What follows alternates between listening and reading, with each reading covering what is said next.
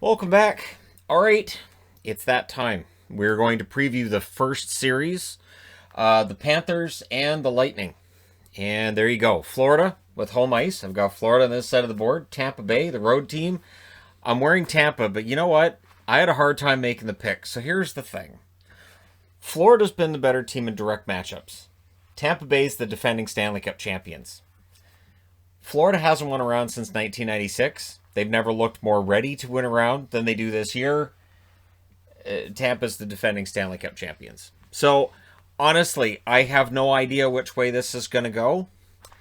I had to make a decision, though, about which jersey to wear, and I'm defaulting to Tampa because they are the defending champions. They are getting players back, but as I've said in recent videos, getting those players back doesn't necessarily mean everything is well. Not everything's going to be fixed because, okay, Kuch is back in the lineup. Cool. All right, Kucherov's back. He's 100%. Everything's great. It doesn't necessarily work that way. So look at 2 years ago. Look at 2 years ago. This was a team that lost in the first round and got swept by Columbus, right? Last year they won the cup. This year, no idea. So top three scorers on each team are on the board. The records and some of the numbers we'll be looking at. So let's look over their season record against each other. Florida won 5 out of 8 between them. Florida won the first game February 11th, 5-2. On February 13th in Florida, Tampa Bay wins 6-1. Then Florida on the 13th goes to Tampa and wins 6-4. So Florida won 2 of the first 3. March 21st, Tampa Bay wins at home 5-3 against Florida. April 15th, Tampa Bay at home again wins 3-2 in overtime. That is the only game that went to extra time between these teams this season. April 17th, Florida wins in Tampa Bay 5-3.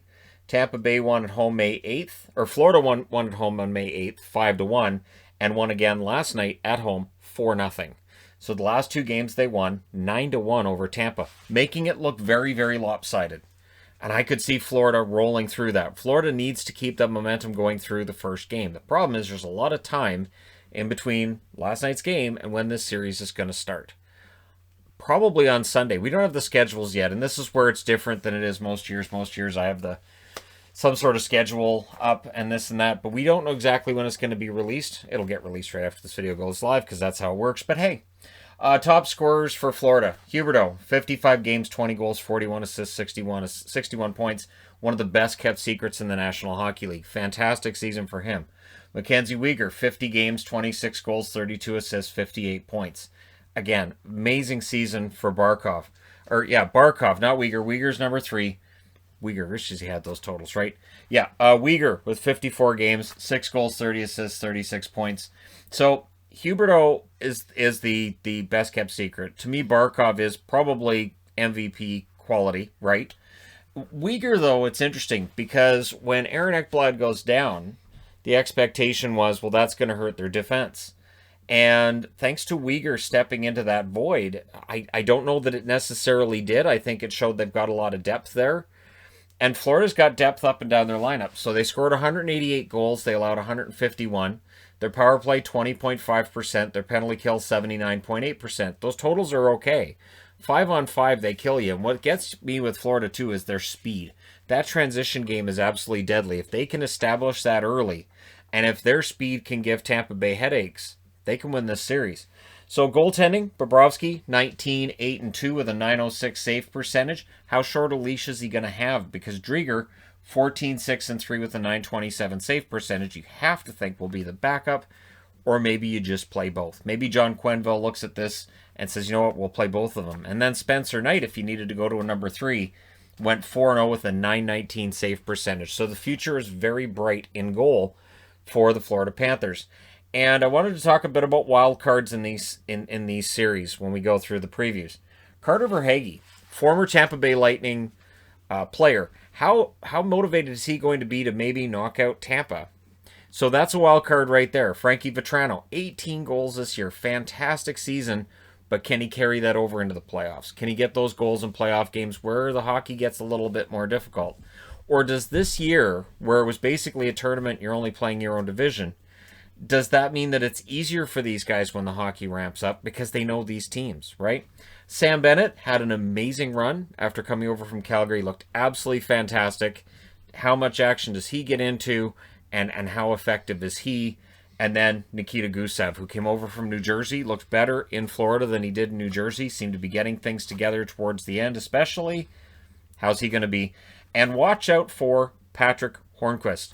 Hornqvist, who's been out for a while, he is really a spark plug for this team. He's been absolutely great. Fantastic pickup, and we don't really talk about him a lot. There are a lot of really good things going on with Florida right now, which is why it's so tough that one of these teams has to be out in the first round.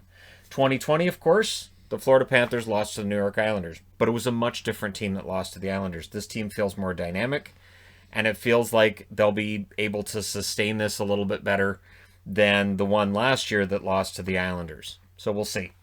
On the Tampa Bay side, Braden Point leads them in scoring, 56 games, 23 goals, 25 assists for 48 points.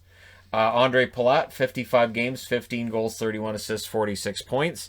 Both of them, key guys offensively for a team with a lot of depth. And Victor Hedman, 54 games, 9 goals, 36 assists, 45 points. So you're Florida. You want to get rid of these guys and make them go away? Watch Hedman. See how many hits he's taking and see how much of those punishing hits Florida's throwing in order to try to get Hedman off his game. We know Hedman's fighting through injury.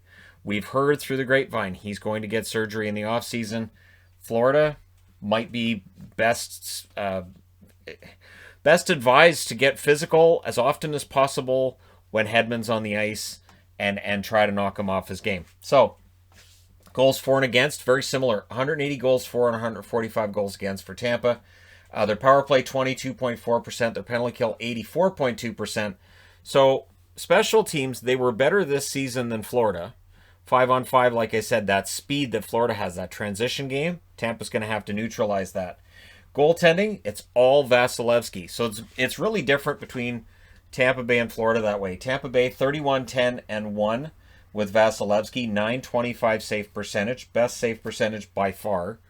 Because McElhinney, 4-6-2 with an 875 save percentage. And then Chris Gibson had to come in and play a couple of games. He was 1-1 with an 875 save percentage. And so, yeah, on this side, you've got a team that if their starter can't go, you've got a backup you can throw in there. Or maybe the backup starts the series. They really have that benefit, right? And on the Tampa Bay side, they will only go as far as Vasilevsky will take them. Vasilevsky, to me, has been the MVP for this team all year. And so if he wears down, if Florida figures things out, and over those 2 games at the end of the season, it looked like Florida figured something out with Tampa. And with Vasilevsky, that could be a problem and could mean that Tampa Bay could be out in the first round. Again, this series is close. The wild cards to me for Tampa, Kucherov, how healthy is he? Just because the guy's coming back and they're like, well, he's coming back for the playoffs. So how is he? Because, yes, players will play in playoff games that wouldn't play in regular season games. That's hockey player makeup. Does not mean they're necessarily 100%. Can they get that chemistry back with their line mates immediately? Some guys can, some guys can't. Stamkos, much the same question. Stamkos has been out for a while. He's going to come back for the playoffs. What kind of shape is he in? Look at last year's playoffs. Stamkos may very well be a player that we're always talking about how healthy he's going to be or how healthy he might be because of the amount of injuries he's had at key times over his career, especially recently. And Anthony Cirelli to me is a wild card because he's been playing well. I'm not going to argue he hasn't been, but the goals haven't been there. The points haven't been where you might want him to be either. So for Cirelli, he needs to step things up a little bit offensively, especially if we see other players struggling with their scoring, while Florida, it looks like, is able to roll with more offensive scoring depth than Tampa. Savard. The reason I have David Savard on the board, no points, which isn't a big deal. He's a defensive defenseman, but the plus-minus number, the defensive numbers would tell you he was nowhere near as effective in Tampa as he was in Columbus before the trade. Tampa Bay kind of went all in on him the same way that they did on Coleman and Goudreau last year. And so there's some expectation attached to that, and we'll see how Savard does for them throughout the playoffs and whether or not he can be that shutdown guy they picked up or if he continues to have issues. Watch for Yanni Gourde. Yanni Gourde's not on this board anywhere else. He's been a really hard worker, maybe their most consistent forward throughout the season, and really a ton of fun to watch, and I'm looking forward to seeing what Yanni Gourde can do for the Tampa Bay Lightning. And of course, last year, they won the Stanley Cup. They are the defending champions. And defending champions can get knocked out early. Last year, St. Louis got knocked out early. 2018, of course, the Washington Capitals didn't get very far. Or 2019 they didn't get very far. In 2018, of course, Pittsburgh gets stopped by Washington in the second round. So defending champions don't necessarily go that far in the playoffs. You have a back-to-back champion in Pittsburgh. That's what Tampa Bay's goal is to be the first team since the Pittsburgh Penguins were back-to-back champions. But it's really tough, and this series to me perfectly encapsulates why it's that difficult. These teams are close. This series should go 7.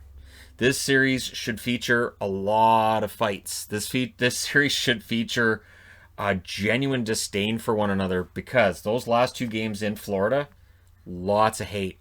Look for games 1 and 2 to see Tampa Bay trying to jump on Florida and trying to establish themselves as the better team early. Watch for them to try to disprove that these games mean anything here, because that's what Tampa Bay needs to do. If Florida rolls that first game, say 5-1 or 6-2, something along those lines, it could get in the heads of the Tampa Bay Lightning.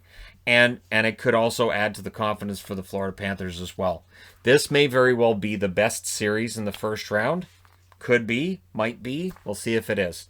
Let me know in the comment section below who you believe will win this series. And again, I will be posting on the channel polls on who people think will win each series, and we'll go from there. But for these previews, there you go. Let me know your thoughts in the comment section below as always. Don't forget to hit like and subscribe if you're browsing your way through. You just happened upon this video and we're there. Stanley Cup playoffs starting up, and this is a great way to start it. Thank you guys so much for all your support. I will talk to you again soon.